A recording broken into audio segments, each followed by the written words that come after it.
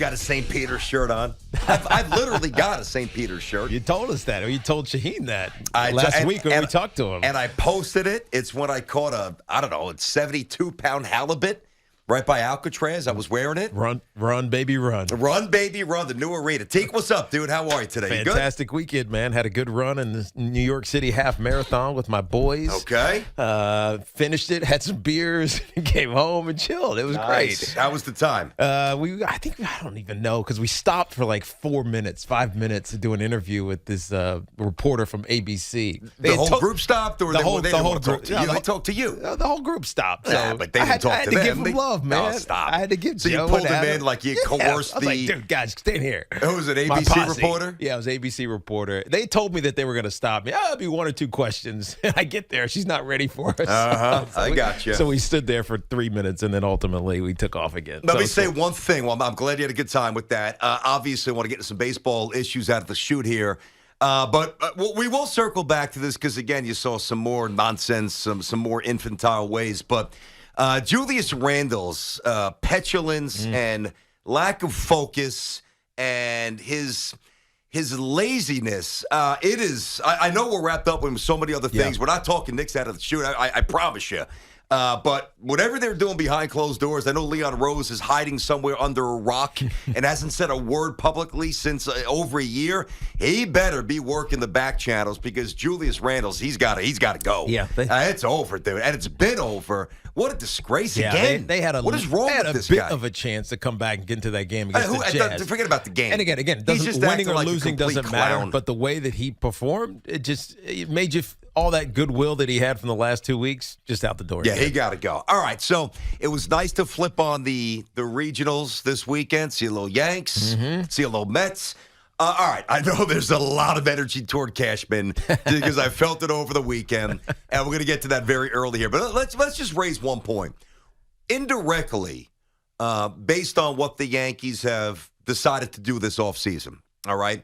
You and I were talking about this a little bit on the air, primarily off the air. The amount of pressure that is now on Anthony Volpe is unlike anything that I've seen with the Yankees for a prospect. And that's saying something. Yep. And I say that because if you think about, at least in my lifetime, Mattingly, unheralded, Mariano, unheralded, Pettit, unheralded. Even Bernie was, Mel Hall used to abuse him like where Mattingly had to step in. Nobody looked at Bernie as this incredible savior, interesting prospect, switch hitter with speed. The one that comes up is Jeter, who obviously in 96 as a rookie took over Yankees with a championship.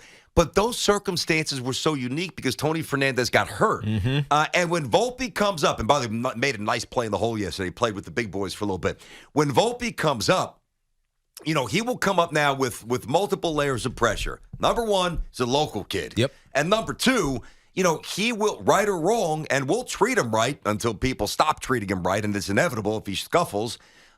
Because of him, don't tell me to find, I think because of Volpe and their real belief in Volpe, they decided to not even take a swing on inarguably the greatest crop of free agents or, tradable for shortstops in the history of the game. Well, here's the thing, though, BT. The question is, do you think that Trevor Story would have come to the Yankees on that type of deal that he got? Or I don't know. How do I know? Or Correa would have come to the Yankees on that type, which is basically a 1-year deal without. He has opt-outs every single year.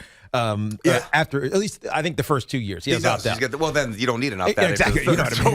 Exactly. Hey guys, I'm going to opt out. You don't have to. Your contract's over. But Get lost. it is what it is. But that type of deal, he's not signing with the Yankees. How do you know that? I'm assuming he's saying the Yankees don't have money problems. I want a big-time deal from the Yankees. Well, conceptually, you might be right. He may have entered this offseason looking at, obviously, the teams with the deep pockets, as that elevator for what he thought he might get. And he thought he was going to get well over $300 million, and he obviously did not, nor will he ever, even if he bangs 40 bombs this season. I don't think he's getting that kind of deal when he opts out next year. But the thing is, I don't know the answer, and it's a fair question. But And I the know question this. is, did the Yankees even present that But type here's of the deal? thing. I know this. If the Yankees didn't take the Twins off the hook and $51 million for Josh Donaldson, the Twins wouldn't have been able to do this, right? So if the Twins weren't able to offer him this package of opt-outs, then maybe he would have had no choice. Because if there's nobody else at the table and it's the Yankees with, all right, maybe a little bit more on the AAV, but similarly structured, what is he going to do? Not play? No, you're right. So the reason I asked those questions, BT, Gotta sign something. because it's starting to feel to me like the Yankees never really even wanted those guys. Maybe they wanted to go after Freddie Freeman, and maybe they were contemplating a trade for Matt Olson. But I don't think, and this is to your initial point about Anthony Volpe, something that we talked about a week and a half ago, the pressure that the Yankees were kind of putting on him, and it kind of clarified itself over the weekend after the Correa deal got done. I don't think the Yankees ever wanted to get one of these big time shortstop veterans. I think they are so dialed in on these two prospects. Peraza and Volpe is the one that everybody's talking about, even though he's younger and probably a year or so farther away than Peraza is. Yep. They are so dialed in on these two young shortstops that it wasn't worth it for them to spend the money to try to go get someone who was already proven, because they already, because Volpe's coming to the, I mean, he's a great defender, as you talked about. Well, I don't know. I saw him make a great play. He had a good play. And for those who missed He's it, a big bat. It was a backhand, and it was a simultaneous, like he transferred the ball so quickly, Yeah. and he was in the hole to his right. Yeah. It was impressive. And by the way, that happened yesterday. that's what Peraza's strength is supposed to be, which is a great defender. Volpe's a good defender. Peraza's supposed to be an elite defender, even though Volpe's the better overall prospect. He's number 10 in baseball. Because he should be able to bang, 30 home runs or whatever it may be. I think he hit 15 last year in high A, 14, I believe, in A. So, I mean, he hit a bunch of home runs last year. And so I think they're so bought in on their prospects at shortstop that they never were in the conversation, even though we tried to make it feel like they should be in on the conversation. Well, think about this. I mean, and I got a lot of tweets over the weekend. Anything that we say, that I say on the show about Volpe is not me trying to read whether or not the young man has the resilience to make it. That's not he's a Jersey kid. I mean, if I'm going to bet on anybody, I'm going to bet on a New York kid and a Jersey kid. Watchung, New York. That's right. He's from, went to Del Barton. Stand up. Went to Del Barton. It's right around the corner. Oh, he was going to go to Vanderbilt, obviously Leiter's son, and we know he was drafted. I mean, it's not about his makeup, and everybody and I know a few people that have come in contact, not much on any level, not deep, I should say, but in the passing. I mean, they rave about the family environment. Mm-hmm. This is not about Volpe. Yeah. It's about this inordinate amount of pressure on a young man in a sport that's built on failure. But if you are Anthony Volpe, don't you want that? I mean, yeah, sure. Of course you do. I absolutely would have been killed for that type of pressure. That's not. But no, I agree. But that doesn't mean that he's destined to fulfill what we all hope he's destined to fulfill. Yeah. I mean, what's sad about this is Volpe, in a couple of years, when he's obviously up here. By the way, he's still got to get up to Double A and show he can mash in Double A. That's a great point. Which I think he will. That's a great point. I was just looking at your site, BT. Which one? You go Baseball Cube? Baseball Cube. I was just looking through it. I mean, 20 was completely wiped out. He did some spring stuff. And 2019, he was in Pulaski, which was rookie ball. He hit 215. I mean, it's tough going from high school to wood bats. I agree. That's not fun. I agree. So, but it's what it is. So Yeah, he gets to Tampa and in A ball. He hits 302, and he's pretty good. He hit 12 home runs, 302 and 12 home runs, in less than 200 at bats. And then in high A, which is in Hudson Valley, he hit 286 with 15 home runs. So yeah, I mean he's increasing his output with the increase in levels, but he still hasn't been in Double A yet. I mean, I just hope the kid's not destined to, when he's 26 years old, hit 281 with 19 home runs, and everybody's screaming it's not good enough. Yeah, that's what worries me for the kid. That's what I hope. And doesn't matter context, like what he's asked to do, what he's needed to do, where he's thought to be one of the top prospects in baseball. I understand that. I mean, if Guerrero came up and hit 280 with 19 home runs, or Tatis, would he get that contract? I mean, when you're the number 10 prospect in baseball, I don't know, but I just see the shortstop differently. Well, you shouldn't see it differently because the shortstops are banging the ball. Correa's banging, Story's banging, Seager bang, Simeon bang. You got to bang. But historically, forget it. But Phil Rizzuto's not coming back to bump 37 times a year. But But Derek gotta Jeter bang, dude. wasn't hitting 40 home runs a season. Jeter's got, the fifth most hits in all? I mean, come on. It's not – you got to bang. You got to bang or you got to hit 320. Yeah. I mean, and win and win. To me, sometimes it feels like Cashman, and this is what worries me, is playing a completely different game than the other GMs. And if you think that that's unfair, because he got absolutely schooled by the Twins. Let's call it for what it was. I mean, checkmate.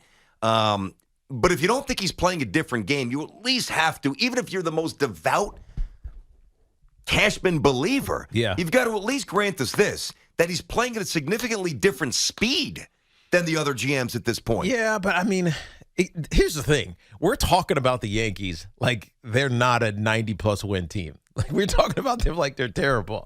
And they're going to be good. Right? Stanton and Judge are going to do what they do. If they stay healthy. If they stay healthy. The real question is the rotation, which is that all? For some reason we're not talking about at all. Because it's not fun. It's not fun. And we just don't know the answers. I mean, you know what I mean? We know that Garrett Cole is going to be Garrett Cole, we hope. But Severino, there's just big question marks. There is. He hasn't pitched for 2 years. And then after that, is it Montgomery after that? Is he a Tyon, Montgomery, right? Cortez, and I don't know that Cortez replicates after. Yeah. I think that was a little bit of that's lightning in the bottle. That's Maybe I'm wrong. real issue that it's a we big should issue. be talking about. Which is why they need to make another trade. It's funny, though, to your point here, Teak, and we're going to get these calls, obviously react to what so many of you reacted to over the weekend. You were blasting away on Twitter, so make sure you blast away if that's where you're inclined to go. If you want to defend Cashman, we're going to be fair about this. 877-337-6666. Tiki and Tierney inside of our Town Fair Tire studio. Our friends at Town Fair Tire remind you that you always get the guaranteed lowest price on name brand tires from Connecticut to Maine. Nobody beats Town Fair Tire. Nobody. But I think what's very perplexing from a Yankees point of view, and I don't know, Hoff, Dove, anybody, maybe I just don't vividly recollect a year where there was so much up for interpretation. But the Yankees, who by all the sports books are picked to win 91-ish, 92 games. By the way, more than the Mets. I know. Which I think is ridiculous. Well, Mets probably is because of the division, right? Yes, but what I was about to say was I'm so conflicted because, I could see the Yankees winning 92 games. I could also see the Yankees finishing fourth in front of the Orioles only, behind every other team in the American League East.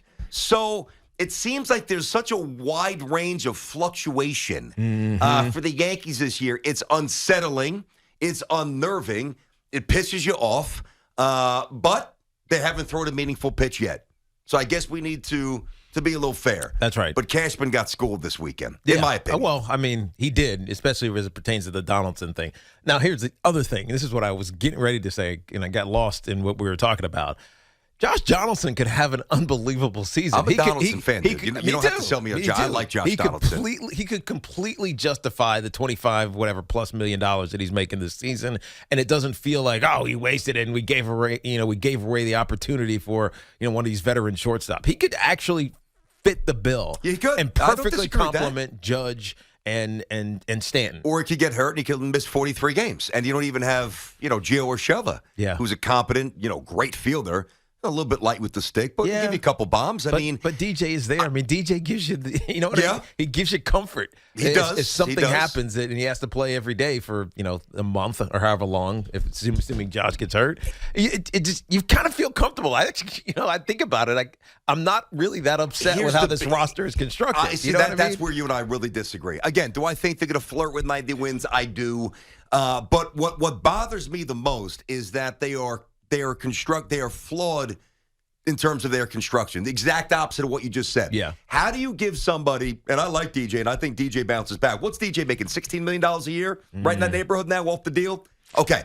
How do you pay somebody $16 million a year, and we have to have the conversation, where's he going to get at bats? Yeah, that's right. Now, by the way, I think they'll find a way to do that. Yeah, we had that conversation last week. I'm not worried about it actually happening, but logistically, it's not really a smart setup. It's not. 877-337-6666. So we'll get your calls coming up. St. Peter's, amazing story. Some wild stuff over the weekend with the NC2A. Got a little Jets and Giants stuff for you. We'll get to it all on this Monday. It's Tiki and Tierney here on The Fan.